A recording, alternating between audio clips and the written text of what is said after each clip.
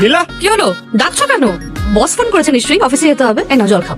না না ওসব থাক, একটা জিনিস আমি ডাস্টবিন থেকে কুড়িয়ে পেলাম। কি? এই কন্ডোমের প্যাকেটটা কি তুমি ফেলেছো? হ্যাঁ কি? আমি ফেলেছি। কি বলতে চাইছো কি তুমি? আমি ফেলেছি না, তুমি আমাকে সন্দেহ করছো যে অন্য কেউ বাড়িতে এসে আমার সাথে করে ওটা ফেলে দিয়ে চলে গেছে, যাতে তোমার নজরে পড়ে, তাই না তো? না, আরে বাবা, আমি কেন সেটা ভাবতে যাবো? আমি সেরকম বলতে চাইছি না। আমি বলতে চাইছি যে এগুলো কিনলে তো আমি কিনি, মিষ্টি কলা তো কোনোদিন।